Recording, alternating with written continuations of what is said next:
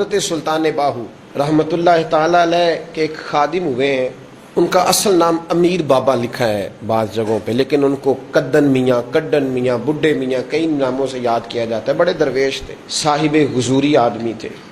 اکثر لوگ دم درود کرانے آتے تھے ان کے پاس۔ بزرگوں کے پاس لوگ آتے ہیں، اللہ کے بندے دعا کرتے ہیں تو اللہ خیر فرما دیتا ہے۔ آج کل کا زمانہ نہیں، اب تو دکانداری ہے نا، ٹوکن چلتے ہیں، تو اللہ تعالیٰ خیر کرے، حالات بڑے عجیب و غریب ہیں۔ تو ان کے پاس لوگ آیا کرتے تھے دم کرانے۔ انہوں نے نا دور ایک برتن رکھا ہوا تھا، تو کوئی آدمی آتا تو تھوڑا سا اس میں نذرانہ ڈالتا، تو کہتا حضرت جی میرا یہ کام ہے، یہ کر دیں۔ وہ خلیفہ تھے حضرت سلطان باہو کے، وہ گردن جھکاتے ہیں، تھوڑی دیر کے بعد سر اٹھاتے ہیں، کہتے تیرا کام ہو جائے گا۔ صحیح مسلم کی حدیث ہے، نبی پاک نے فرمایا رب اشغاز اغبر لو اقسم علی اللہ لابرہ۔ اللہ کے کچھ بندے ایسے ہیں جو اللہ کو قسم بھی دے تو اللہ ان کی قسم پوری کر دیتا ہے۔ ان کے کپڑے مٹی سے بھرے ہوتے ہیں، پر اللہ کو کہہ دیں تو اللہ کر دیتا ہے۔ حضرت سلطان باہو کے وہ خلیفہ کہتے ہو جائے گا تو ہو جاتا۔ پھر کوئی بندہ آ کے کہتا یہ نذرانہ ڈال دیا تو کام، گردن جھکاتے کہتے اپنے پیسے نکال کے لے جا، تیرا کام کوئی نہیں ہونا۔ ایک دفعہ کچھ سید زادیاں آ گئیں، انہوں نے آ کے نا اس زمانے میں 100 روپیہ، سمجھ لیں کہ آج کل لاکھ روپیہ، بابا جی کے نذرانے والے گلے میں ڈالا اور آ کے کہا کہ بابا ہمارے نا ایک بچے کو سزائے موت ہو گئی اور حلفاً بتاتے ہیں کہ ناجائز پھانسی کا حکم ہوا ہے، تو تیری رب رسول کی بارگاہ تک رسائی ہے، مہربانی کر، سیدوں کا بچہ ہے، مہربانی کر۔ بابا جی نے گردن چکائی اور کہا اپنا 100 روپیہ نکال کے لے جاؤ، مشکل ہے بچہ بچے تو میں کچھ نہیں کر سکتا۔ سیدزادیاں تھی، روتی ہوئی لوٹ گئیں۔ بچے کی نانی زندہ تھی، ان کو جا کے بتایا تو وہ رونے لگ گئیں، کہنے لگیں تمہیں بات نہیں کرنی آئی، اللہ کے بندے بڑے نرم دل ہوتے ہیں، تمہیں منانا نہیں آیا، ورنہ یہ ہو سکتا تھا۔ میں جاتی ہوں۔ وہ آئی، 100 روپیہ ڈالا اور بابا جی امیر صاحب کے پاس بیٹھ کے کہنے لگی بابا بات یہ ہے کہ ہم سید ہیں، ہے سارا ہمارے گھرانے کا، پر چلو آج تک رسائی تیری ہے، آج کل تیرے تعلقات مضبوط ہیں تو مہربانی کر، کوئی غلط بات نہیں، بچے کو پھانسی غلط ہو رہی، مہربانی کر۔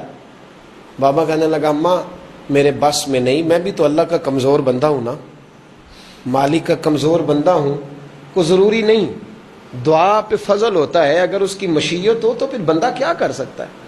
تو اماں یہ کام نہیں ہو سکتا۔ تو اماں رونے لگ گئی، کہنے لگی کوئی نہیں، میں قیامت کے دن حضور کی بارگاہ میں تیری شکایت کروں گی، میں کہوں گی کہ میں نے بتایا تھا میں سید ہوں، اس نے توجہ ہی نہیں کی، میرا کوئی خیال ہی نہیں کیا۔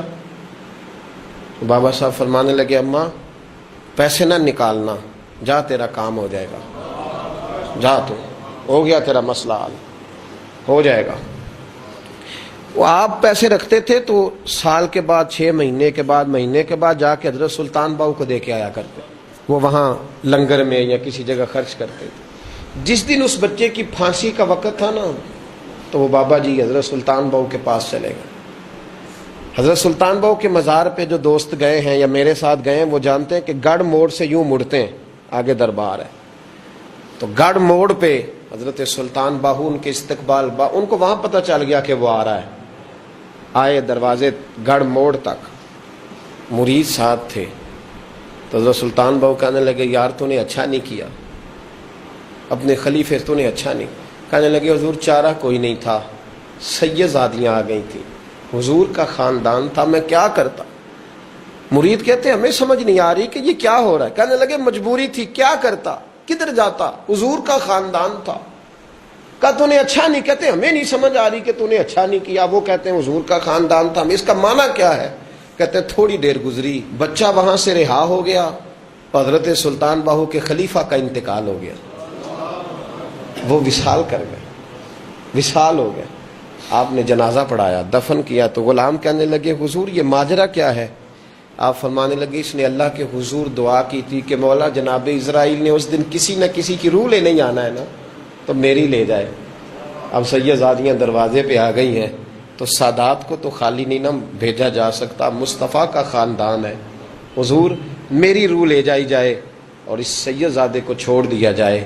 فرمایا اس نے اللہ کے حضور قربانی دے کے وَفَدَيْنَاهُ بِذِبْحٍ عَظِيمٍ، جس طرح حضرت اسماعیل کے لیے مینڈا آ گیا تھا تو ان کی جگہ ان کی روح کو قبول کر لیا گیا۔